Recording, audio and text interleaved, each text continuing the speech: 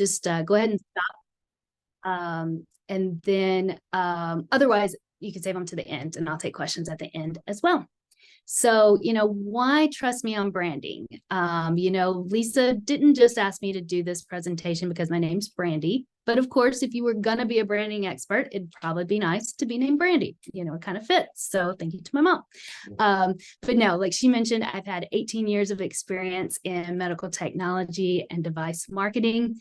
And I've really had the pleasure and the opportunity to do some notable corporate and product branding for some different companies. So early in my career, I joined Mako Surgical and helped develop, their corporate brand. I was the first kind of marketing and communications person on their staff, as well as their product branding for the Makoplasty system that they have, which was then sold, later on to Stryker for $1.65 billion.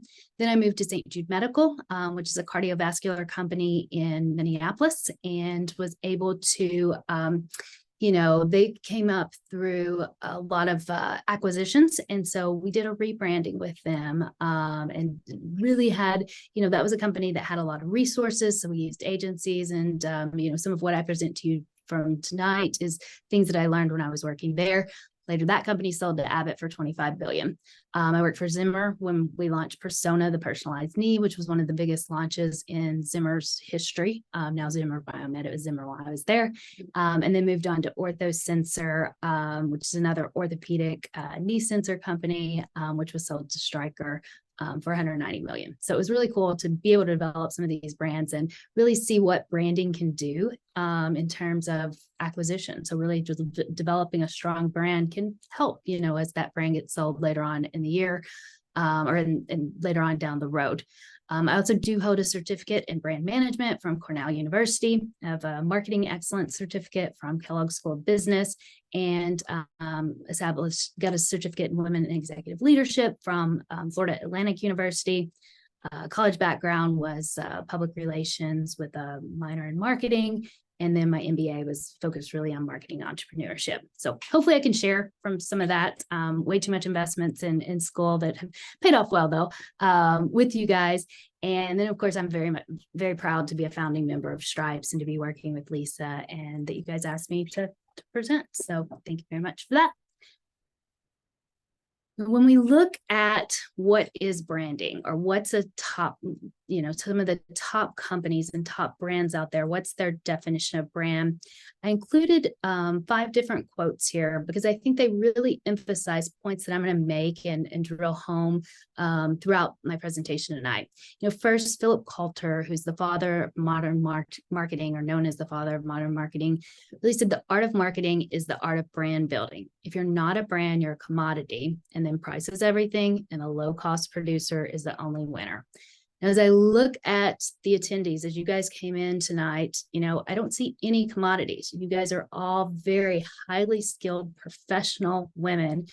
And so, you don't want to be the low price. You want to be able to get the value, whether that's salary and the different opportunities for, your skills. And so, that's why it's important to have a brand. If you look at Amazon, Jeff Bezos, your brand is what people say about you when you're not in the room. I think that's important to make, is that, you can say what you want about your brand all the time, but it's really your customers or the people you interact with. It's their perception of you is your brand in the end. If you look at Walt Disney, he said a brand is a living entity, and it's enriched or undermined cumulatively over time, the product of 1,000 small gestures.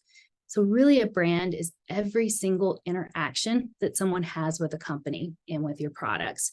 And that's the same thing for your personal brand. It's really, you're always giving out messages to those people you're interacting with, and that, develops your brand. So consistency is very important there. If you look at Howard Sharp's quote here, great companies that build an enduring brand have an emotional relationship with customers that has no barrier, and that emotional relationship is on the most important characteristic, which is trust. And I'll go through an exercise here in a little bit of developing your brand values, and having those values, the same values you have with a current brand, really can help develop that trust and the consistency and knowing what to expect from you. And then if you look at Richard Branson, or maybe I should say Sir Richard Branson here of the Virgin Group, he said too many companies want their brands to reflect some idealized, perfect image of themselves. As a consequence, their brands acquire no texture or no character. And so while I do think, your brand, your personal brand can be a little aspirational, it's really nice to have a multi-dimensional brand. You don't want to just be a professional marketer, ho-hum, stuck up. You have characteristics, you're you. And so being able to have that multi-dimensional brand really adds interest and personality. That makes it memorable. So then, really what is branding? As you look at it from a company or a product standpoint, it's the process of creating, promoting, and maintaining a product with a unique and recognizable identity that helps distinguish it from others in the industry. So really strong brands are systematically built and managed. You really want the perception from the customer to align with what you want for your brand. And to do that, you really have to manage your brand well so that every interaction reinforces that. And then, it really helps customers know what to expect from a brand, which then, of course, will create trust and loyalty. And so, if you're traveling overseas and you see a Starbucks, you may be more apt to go in there because you know what to expect already there from that brand that you use here in the United States. It can help inform decision-making. So you always want to ensure that actions are in line with the brand's guiding principles. Or as you look at that from a personal brand, you can ask yourself when you're trying to make a decision, does this fit my brand? Is this what I really want to stand for? And it helps there. And then, as I mentioned before, interesting brands are often multidimensional. So personal branding, what is that? Let's take it down a level. Personal branding is the intentional and consistent presentation of your authentic and unique identity. And you really want to highlight your values, skills, expertise, and your distinct personality to whoever it is that you're interacting with or your target audience.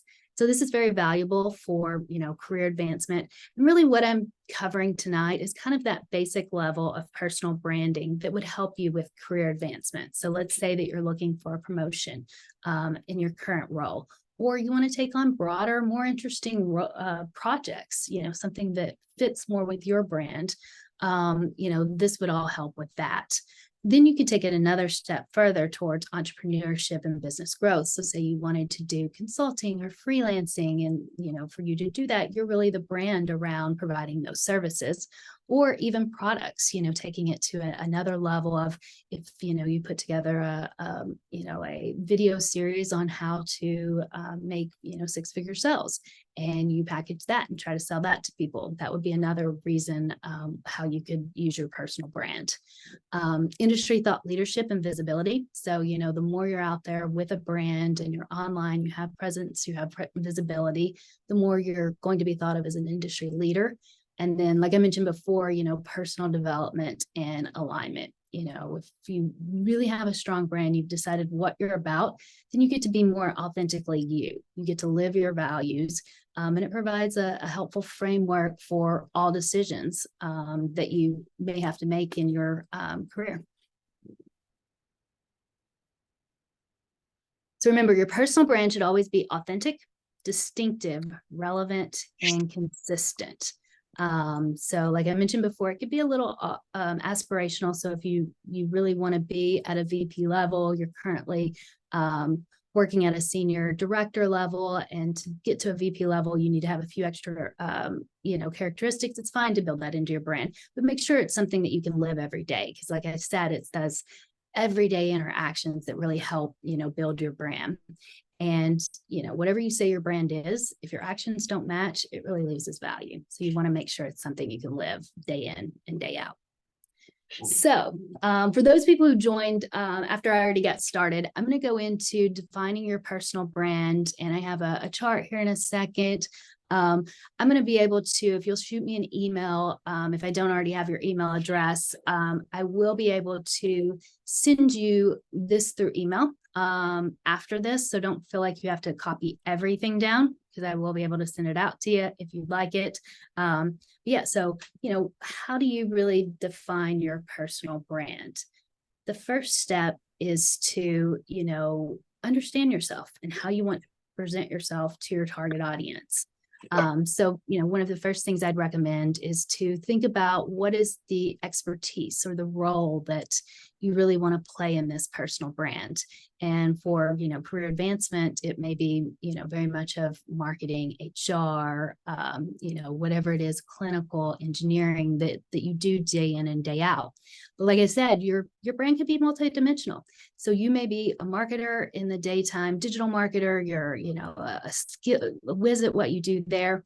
You're also a CrossFitter. You're at class every 5:30 in the morning, getting that done, and you love wine, and you're going to have a beautiful glass of red wine before you go to bed every night. That all can encompass your brand. So it can be a little multidimensional and doesn't have to be like, oh, I'm just a marketer here. So that's kind of the first step is really, what do you want to present? Whether that's the clinical expert that you are, the marketer, or even, some people may really they want to do a fitness thing on the side or something. So they may want to, present themselves as a health and wellness expert. Determining kind of what that is that you want to do. It's kind of that first step. And then the second step is really, what are those core values, that set of values that's really at the core of your being, the things that you believe in the most, or maybe think about it in a different way. And, what are the values that have really helped you get successful in your career? What are those things? It might be different achievement. You really love balance. You're being able to, connect with people through friendship, or health has always been very strong for you. So what are the things that are the strongest set of values that really make up the core of your being? And then, of course, personality. So this is kind of the fun part of, what makes you uniquely you in someone else's mind. It's kind of that subjective counterpart to the more objective values that you may have. It's really the style of your brand. So as you get further along, let's say you're going to take it to, where you do visual branding, you have a personal website and all of that. This gets fun too, because that personality really helps you kind of think about the look and feel of that. Maybe it's whimsical, it's conservative, it's humorous, it's fun, kind of think about what is that personality, those things that the people say about you that would describe you. And then the second step is really to understand your audience. So you've got someone in mind, whether it be, your current potential customers, if you're in sales or you're a clinical specialist out in the field every day. Maybe it's your boss, your senior leadership in HR, because you're really hoping to get a promotion at some point. Or maybe you've outgrown your current position or your current company and you're looking at, different organizations that you might be able to join. You want to get their eye and have them notice you, different recruiters, of course. Or maybe you want to just become an industry thought leader. So you want to, give presentations at conferences. You want to be on podcasts. You want to give, webinars and volunteer to do things like this here. That's all could be your target audience. Or maybe as I said before, you're really kind of looking at health. So it's really those hobby enthusiasts, the CrossFitters or the marathoners or whatever it is. Identify really what are those target audiences that you want to reach and, be a presence in front of. And then what are those people, what are they looking for? What are their pain points and needs? And you can get some of this information from, market research, do informational interviews with them. You may already have it from customer feedback that you have or working with people, looking at your competitors and what they're focusing on, other influencers out, in your industry. So there's a lot of ways that you can kind of figure out what their pain points and needs are. And then you can prioritize, what would have the biggest impact to help them. And, what do you have the expertise to help them address? And so, really what's your value? So how can you ensure that your brand resonates with and appeals to the aspirations of these audiences that you'd like to reach? Can you provide, meaningful content, solutions to their problems? Really things that will help drive your brand engagement, help them engage with you, make them, like your post, comment, and draw loyalty with your target audience. Those are the first things that I'd recommend really looking at as you're trying to build your personal brand. And then pulling it all together, you can kind of put together, I did this one with some things that are kind of based on my background to help develop your brand platform. So like we talked about first is developing your, what are your expertise? What do you want to be known for? So for me, that might be, I'm strategic integrated marketing and communications. I've done a lot of product launches.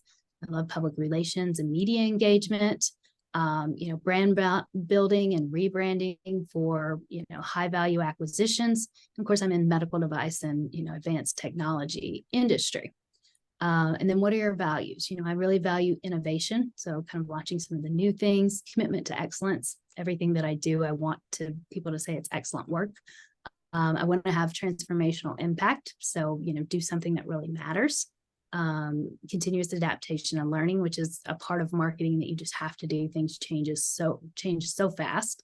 And then, having authentic communication. So being able to tell a good story that's very authentic to the brand. Personality, hopefully it's a little harder at 8 p.m. after not being able to go to sleep after the middle of the night feeding last night, but to be dynamic and energetic. I want to be known as being strategic, so forward thinking, creative problem solver, results driven, tenacious, and of course collaborative and adaptable. And then so that's kind of builds up to kind of what my brand profile would look like there. And then kind of what do my audiences need? So, if I'm looking to, to get a promotion at some point, my current company would be some of my target audience there. And so I think, we can all benefit from having stronger branding for the company and the products. I'm always working with companies either to launch a new product or, if it's a product already in the market, to really gain market share for that. So that's a need for the audience that I'm working with. Of course, my bosses, people I work with in the industry, they want to be able to keep up with the industry trends and news because I'm normally the main marketer in a lot of the things that I work with.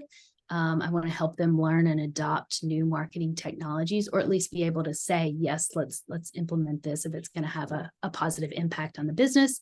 And then, of course, always here to provide mentorship. And so from there, it's how can I then, help them with these needs. And so you're able to come up with your personal brand ethos. And so what I put for mine here is, I'm driven by the promise of what good marketing can achieve and the value that's brought through these advanced medical technologies. So I'm committed to empowering brands to transforming industries through strategic marketing, authentic communications, and impactful storytelling. And then you're able to then take it down to your personal brand promise. And this is something that you can really think about quickly for all the decisions that you make. And so for mine, it may be, turning vision into transformational results. So they have a vision, whether it be a new product launch or, the goals for the year for the company, the revenue and sales results that we need. How can I help turn that into results for the company? And so I'll send this out to you guys so you can really kind of think about your brand platform, but having a very strong, brand promise. And I could probably actually tweak mine a little bit more, play with it a little bit more. Can really be helpful. For example, the company St. Jude Medical that I worked with, their brand promise was more control, less risk. And so they were really determined to provide more control in the hands of surgeons and to, reduce the risk of their procedures. And so every decision that you made, you really had to think, does this support more control, less risk? And so, if you're doing a cost-cutting strategy that's going to make the instrument a little harder for the surgeon to handle, and then therefore add, some additional risk to a procedure, it doesn't fit the brand. So really, you could argue that we should not be doing that cost-cutting because it doesn't fit our brand. So I think that's very important. If you have a strong brand, it can really help you make decisions on, what you need to do and whether, you want to move one way or the other. And it's also good, sometimes you wonder like, well, if I have a really strong personal brand, will that hurt me if I'm, looking for a new job? And, yes and no. Yes, it could prevent you. Let's say you have a super strong personal brand. And then, the boss that you're going to be interviewing with, or the CEO of the company, also has a very strong personality and maybe feel a little threatened by that. It could, maybe you're not going to get a job offer because of that. They go with another candidate that is a little less outspoken. But in the big scheme of things, you probably were not going to succeed real well at the job that didn't agree with your values and that didn't respect kind of the things that you were saying. So it's kind of leading you, you know, having a strong brand, personal brand can lead you to where you need to be and where you're going to thrive and excel more. So I think, you know, it's very beneficial in multiple different ways. So any questions? I'm going to stop for just a second. I feel like I've been talking a lot. Anything on kind of, you know, the development and the steps that I just went through that anybody would like to ask before I keep going? You're going to send us your slides? Yes, ma'am. Yes. The one thing I've been paying attention, but I haven't been taking notes, and I feel like I need to take notes. Yes, it's a lot of information. That was the one thing that I wanted to give you guys, actionable things that you could do and really implement. So it wasn't just all talk or sales pitch or anything. I don't have anything to sell you anyway. But, you know, I wanted to give you guys actionable things. So I feel like there is quite a bit of content here. So yes, I will send this out after the fact. I'm going to, you know, save it as a PDF and stuff and get it out to you guys. One thing I will caveat this with is, you know, the way I did registration this time, I don't like the way that I did it. So I'm not going to do it this way moving forward. But it does not give you, does not give me the emails. So at the end, if we'll have my email address on the last slide, just copy that down and shoot me an email.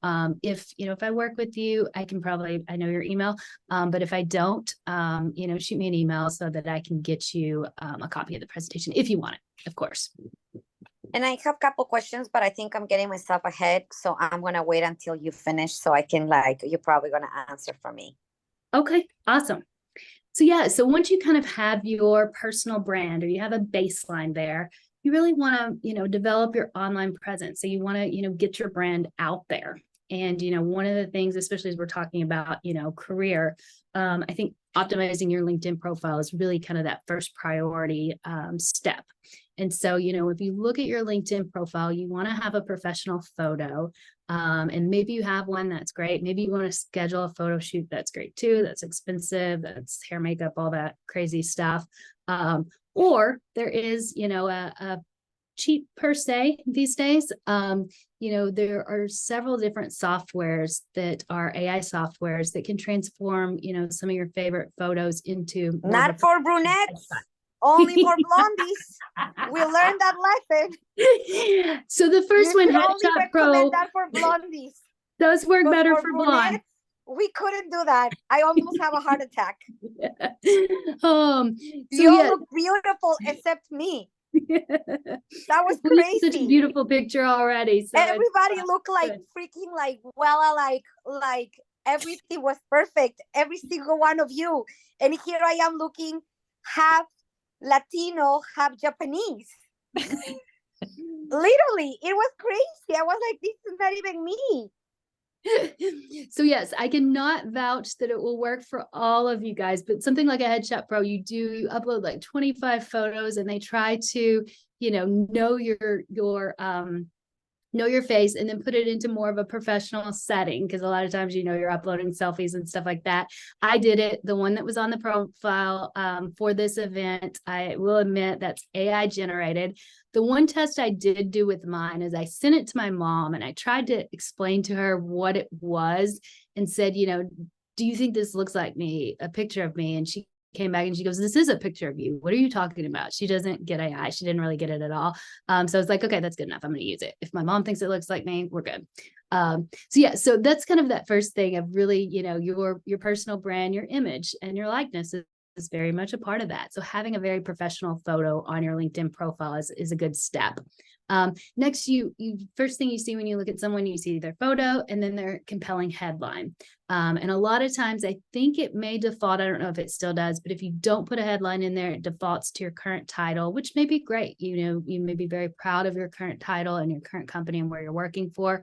But there are other options that you can do. You know, if you have a unique value proposition that you developed, you know, that's something you could do there. Your brand promise that you come up with. You know, I help transform companies, or I help surgeons take their surgery to the next level, whatever it is. so that's not good. But anyway, if you've had any, worthwhile achievements, could be great. If you're in sales and you're a 5-time President's Club winner, a lot of times that would be something that would be appropriate to be in your headline. Your different areas of expertise. So like with myself in marketing, branding, public relations, I do list some different areas of expertise on my LinkedIn. And then, maybe there's an interesting fact, something to bring that personality out very soon on your LinkedIn profile through your headline. And then, of course, you have your LinkedIn summary where you get to summarize kind of what you've done, what you're about. And this is a good place to really tell your personal brand story, tell a great story about how you impacted change for your company, grew revenue, worked your way up from, working in customer service into IT to now you're a project manager because you know the system so well, or whatever it is. Or even, you helped a struggling direct report or colleague, something engaging and impactful that people want to read, and at the same time, really a celebration of your achievements. And so I think that's kind of really making sure that your LinkedIn profile, and of course, adding your jobs and all of that good stuff is very much a part of that as well. And then you can connect and engage on LinkedIn. So look at thought leaders in your industry and your role, whether you're marketing, customer service, HR, whatever it is, engage with their content. Like what you agree with. If you have some value to add or a comment about it, add that on to their post. See what they're doing, what they're posting about. Ask for some endorsements and recommendations. So LinkedIn has a spot where people can recommend you. Ask somebody if they'll recommend you, but instead of just saying, hey, can you recommend me? If your brand is really about, I'll use my example of marketing. Marketing can be so broad. Maybe I really want to spend more time in, working on branding. And so say, hey, will you be able to, give me a recommendation? And, I'd love to really kind of focus on branding some and how I was able to help create the Ellis brand or whatever. So give them an idea of how they could ride it in a direction that would really agree and support your personal brand. Of course, share your personal achievements, milestones. Company achievements and milestones are great to share as well. So if there's a press release that comes out, industry news, developments, and, any content that's really relevant to your brand. If there are other social media platforms that are appropriate, relevant to your industry where your audience is active, get on those as well. Instagram is great and is a very visual platform. So if you're, selling cakes per se, maybe you're putting things on Instagram and sharing all the photos of the great work that you're doing there. Regardless of what you do, make sure you keep a pretty consistent image and message across your platforms. And you can also have a couple different brands. So maybe you have a hobby brand and you have your career brand. Those are fine and can be kept separately as well. And then, if you produce content, those can often be utilized across all of the different platforms. So you really have, one piece of content that you created, you share it one way on LinkedIn and one way on Instagram, or you copy and paste it there. If you wanted to take it a little further, create a personal website. There's a lot of things like GoDaddy, WordPress, Wix, Squarespace that are fairly easy to use now.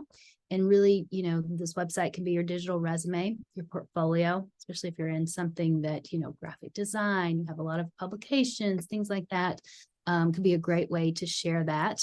You'd want to put your bio, your brand story, achievements, work examples, ways to connect with you. And so, if you're able to do that, make sure that your website looks professional.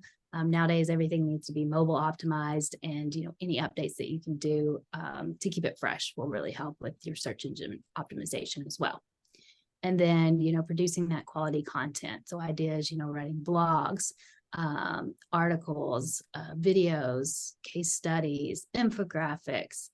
Maybe one example is I had a direct report that was my meeting planner. She traveled a whole lot. And so she was very much an influencer, always posting things when she traveled. And so it was great on Instagram, being that that's a very visual platform. I gotta do better at this. You're just giving me the fire because I feel that I need a makeover across the board. Awesome. Yeah. So I've got a lot of ideas in here. And so it can take a while to do it all. But kind of pick and choose what's going to work best for what you're doing. You could ask to be a guest blogger, featured on a podcast in your industry, offer to provide webinars on your expertise. You know, Stripes is always. I am a French fry connoisseur. I know, aside of right? what I do, Very what I visual. do Monday through Friday, I'm just bad at posting. Brandy, I've been seeing a lot of Hungry. young reps posting on TikTok about like going into the OR. What is it like to be a new med device rep? Showing all the trays, showing a day in the life of a rep. What are your thoughts about doing that? And, what do you think employers think of that? And, is that something that you think's worthwhile to do or not to do on Yes, TikTok exposure? Yeah. So I would say, really kind of, I always question the motive behind some of that. So what they're trying to build, do they have something on the side? So they're selling some sort of, sales method or, video strategy, something. Or is it just that they love TikTok? They love making videos and stuff. There are some precautions, and I do have some tips towards the end for specific to sales reps and marketing and to more clinical people. But really, I think you have to be careful of, you're not giving, you may be showing all the trays, but accidentally there was a sticker there that has a patient name on it or something. So there's a lot of things that you have to be very careful about if you're doing that. And very respectful as well, as someone's doing, a very high energy dance type thing in and around an OR could get annoying or could be against hospital policy or, not liked by customers. So I think there's a lot of intricacies in that would dictate, whether or not it's going to be done correctly and is good to do, or whether it could be a little dangerous. So yeah. Have to have a little more information, but I think it's something to be careful about. And that's one thing I do have a list in on the tips for sales reps, and is, make a content plan and talk about it with your manager. Are there things that are going to be possibly controversial, or, are you working against what they're trying to do in corporate for your company? And so there's a lot to consider with some of that.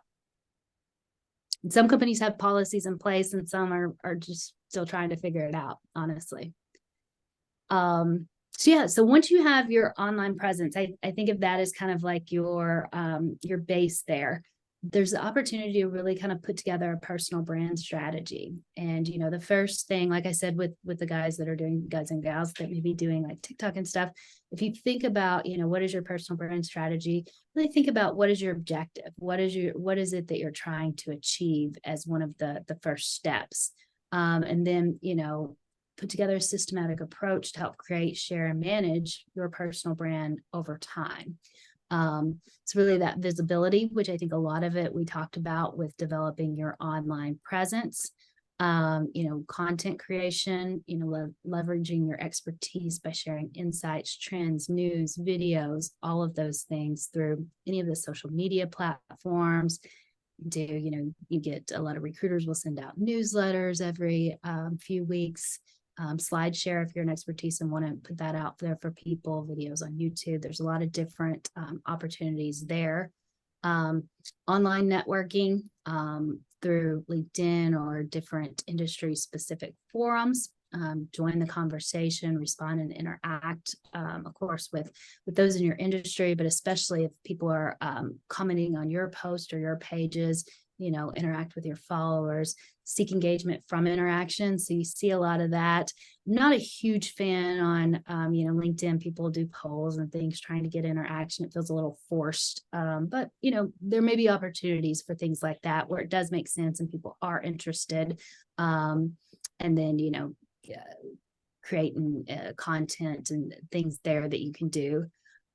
In-person networking. So I know as we talk about building your online strategy or you think about building your brand, a lot of times you immediately think to online, but there's still a lot that you can do in person, whether it's at different trade shows and conferences, you might be able to speak, or as you attend these events, you follow up with the presenter or you ask questions, go to coffee with people, seek leaders within your company or industry or companies that you admire to really help develop that personal brand and make yourself more visible and known.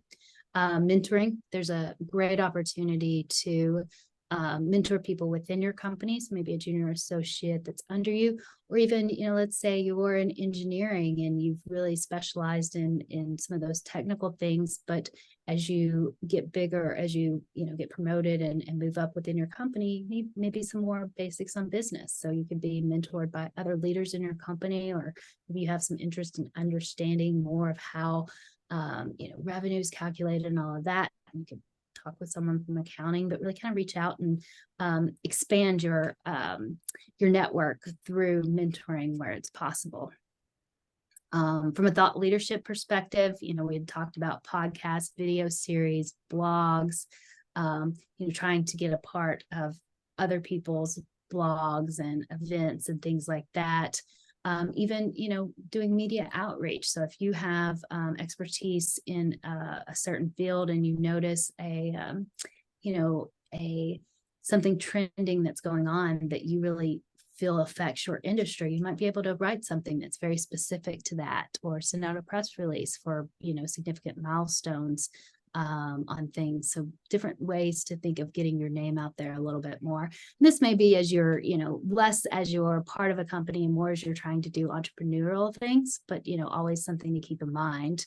And if you do kind of move into that where you have a website, kind of think about what is that visual brand strategy? What's that website going to look like? Does it incorporate your brand? Does it feel true to the brand profile and platform that you did? Having a Zoom background. So we have the striped Zoom background here is good to just keep emphasizing your brand. Something I read about the other day is having a networking resume. So like a one pager that you can put together through Canva when you're networking, look and feel that, of course, as well.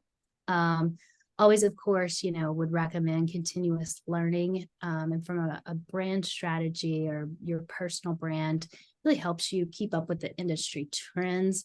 You can take courses, you can become certified, but you also hear a lot of information that you can share, on your social media, through those that you are interacting with, and you can showcase those achievements as you, take these classes or become certified in something.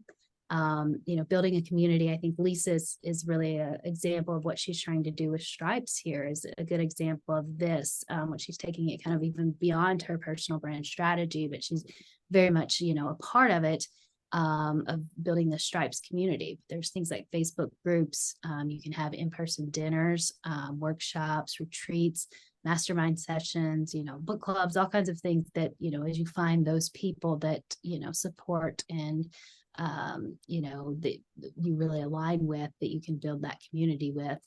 And of course, you want to be able to monitor and adjust your brand at all times. So, setting up Google alerts, getting, feedback when you need, and just making sure your brand's being perceived as you designed it to do. Like I said before, consistency. It's a continuous journey. So you have to keep updating, refining, promoting your brand to maintain its relevance. And it's probably going to take longer than you think it will to establish a strong branding in your audience's mind. But, set that, and then, don't give up. So as I mentioned, quick tips, sales and marketing, as you're trying to establish credibility, you kind of think of sales and marketing as more those outgoing, they want their face out there and stuff. Make sure that you understand your unique selling proposition, you develop and know your elevator pitch. And you may have two elevator pitches, that one that you're actually in an elevator with a surgeon, what you would say, as well as your online elevator pitch. So what you, would say if somebody says, what are you all about online? Of course, you're always going to be developing nurturing relationship with your clients, potential clients, but also, industry peers and even your competitors. You just want to have kind of that strong brand across the industry.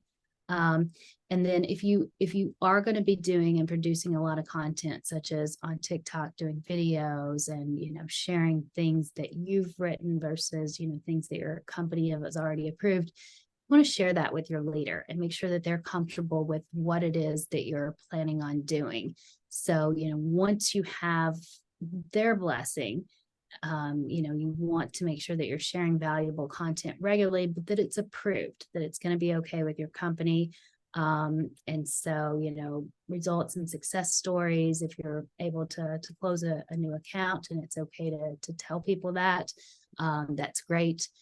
Video content, so maybe tutorials on your product would be something that I think, many companies would love to be able to have that, different insights and things like that. And of course, I think we were going to have a webinar earlier this month on some of those personalized video messages, one-on-one that you can do, which is a great idea as well. And then just staying active on social media. So you guys will learn a little bit more about the video stuff here in the next month or so. Yeah, and I think for sales, I want to add, it's be careful what you post too, because some people, I've had to let people go in the past where they said they were sick, but then they are posting, being out to dinner, drinking socially, right? So they call in sick, but yet, so you just also have to be careful of, my boss called me and said, where is this person today? They couldn't cover a case, but yet they're out partying tonight. So just be really careful of what you're posting and what you're telling your employers, because unfortunately everything's traceable now. Yep. Definitely. Your consistency, you want to be a reliable, if you're in sales, especially, reliable and responsible partner for your customers. And if you're posting, you're out at a cigar bar, drinking and smoking till, you post at 3 a.m. when you're drunk, not thinking about it, that's not consistent with what your brand's going to be. And so that's going to undermine it, of course. So yeah, tips for clinical technical roles. So you don't always have to be putting yourself in the spotlight. So, for someone who may not be about that, you can showcase your clinical expertise, build credibility, and create meaningful connections.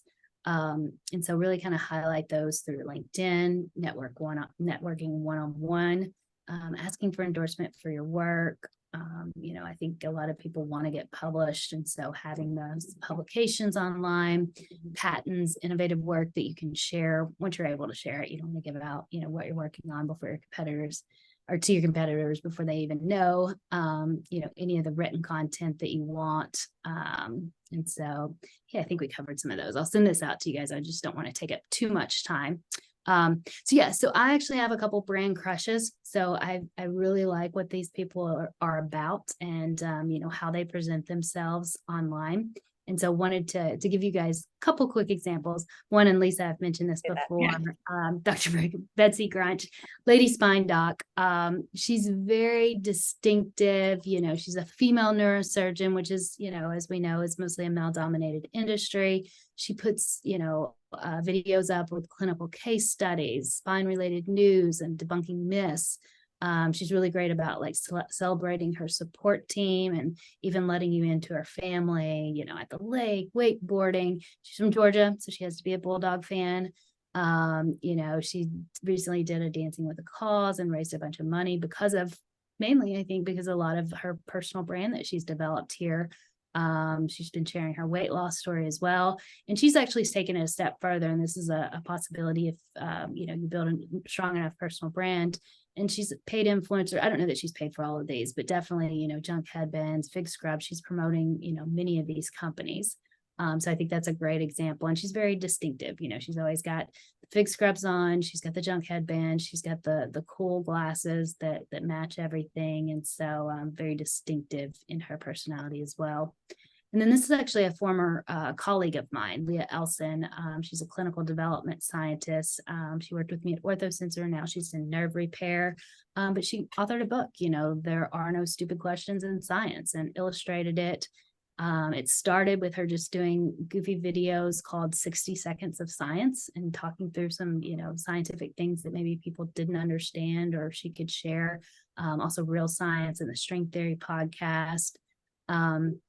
And then, she's multidimensional. She's a little quirky. She's a weightlifter. She'll do experiments where she eats like 10,000 calories a day to see if she doesn't gain any weight and stuff. She has tattoos. She has, piercings. It's, just kind of refreshing to have someone very smart.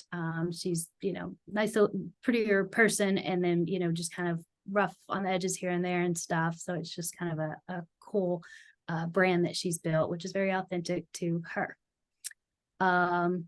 So yeah, that was what I wanted to cover. Also, there's also little things that you can do. I was just thinking about it right before we jumped on this call. You know, a recruiter that I worked with at one point, Paula Rutledge, wears a distinctive hat when she goes to, or different hats, but when she goes to these trade shows. And it's a story, you know, her mom was very into whatever the red ladies, I forget what it is. And so her mom did that, and now she wears these hats, and it adds to her brand. So there's different ways that you can add to that as well. So questions for any of this that I've covered? You actually covered my questions, because just as I was going to, like, I was like, where do you start? You know, and I think, like, for me in this case, it will be LinkedIn, which I never, I tried, I make an extra effort. Like, I really truly not enjoy it at all. You know, I try to like repost and stuff like that. Um, but I also see that, candidly, if you want to see changes, then you have to like find a brand and believe the person that you want to be, and then get there. You know what I mean? You cannot stay where you are. Right. And I think that from here to there is the figuring out. It's more difficult than probably executing it. Gotcha. Yeah. Yeah. So I think, yeah, taking the steps to kind of figure that out. And then, you know, when you do have a strong brand that you're passionate about, it makes it a little easier to share. And you can find other resources or examples to help you use as a guide to what are they doing? You know, how can I do something similar as well, which helps. So as I mentioned, Yeah. I will send this out. So I know I covered things pretty quickly. And then, you know, you're welcome to reach out to me. If you may have some of my other email addresses, you can always contact me there. The women in medtech stripes.com, Brandy at Women is another email that I get. And then happy to say, you know, that's kind of a mouthful, Women in MedTech Stripes. That is my email for here right now that we can do. But Lisa was able to also get a stripes.network, which is a lot easier to remember. Actually, so I wrote this down wrong. My email is actually Women MedTech Stripes. It doesn't have the N in it. I always do it wrong. And so that was kind of the problem with that website. So if you do want to email me at this email address, if you don't have one of my other ones, take out the IN. It's just womenmedtechstripes.com, and know that we do have the new now stripes.network. That's a little easier to remember as well. Lisa, I think or, yeah, or you can just do a content. You can ask, you know, you can just ask the question on the website. Yeah, definitely on the website. Stripes.network. Do you want to share some of the new announcements? No, thank you. And then, yeah, absolutely. I can do that now. I think you need to stop sharing your screen. All right. There we go. Okay, can you see my, oh, there you go. So thank you, Brandy. That was excellent. You know, and it is intimidating sometimes to put yourself out there on social media and create a brand, but you almost have to fake it until you make it and not be intimidated by it and not think about it too much. Again, for those of you who are new, this are our founding team members, so appreciate all of you who are helping. As Brandy mentioned, we do have a new website. People thought it was a little bit difficult to type in womenmedtechstripes.com. So now it's stripe.network. And we have a lot of new features on it. We have a new forum discussion group. So we wanted to have people have a safe place to discuss any issues or any thought process, or just want feedback in anything in med tech. If you're want to figure out how to apply to a new job, want resume, device, or just what to wear on an interview, or just get any type of feedback, or just need a group of women that you can talk to. It is a place where we would encourage you to start discussions. Brandy mentioned that, you know, there's a new way to do sales calls and differentiate yourself, even do for medical education, do different type of training on personalized videos.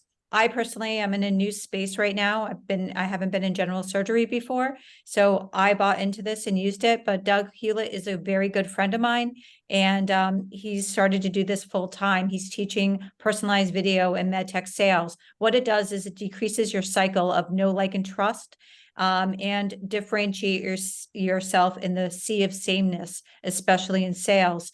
So this is next Thursday. So we encourage you to join and spread the word. In Thanksgiving, we're going to have MedTech and Gratitude.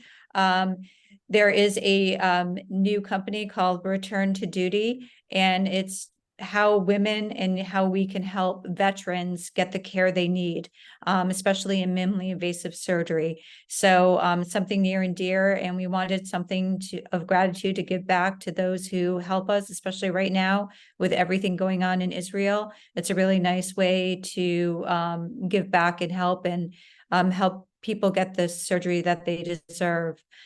We wanted to do something fun in December and light. We are going to have the Power of Your Wardrobe. Annette Bond is a personal stylist and been helping women dress for success. So she's going to have a webinar on December 7th. I am starting to create a workbook in a series.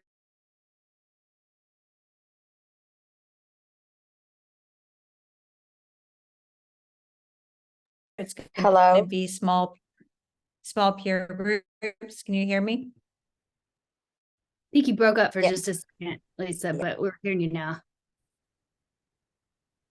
Okay. Over. Sorry. So small peer groups. So that's essentially what we have going on. I know we've come up with an hour or two, so love to hear back any other topics anybody would like to hear about, or any feedback, or just to talk about anything. Yeah, awesome. Feel free to reach out to me, anybody, if you have any questions. And, if you want the presentation, let me know. I'll save it as a PDF and get that out to you guys as well. I appreciate your time and joining tonight. Yep. Thank you, Brandy. Thank you, everyone. Thank you. Thank Bye, you. guys. Thank you so Bye. much. Thank you, Brandy. Bye. Thank you. Bye. Bye-bye. Thank you. Bye, ladies.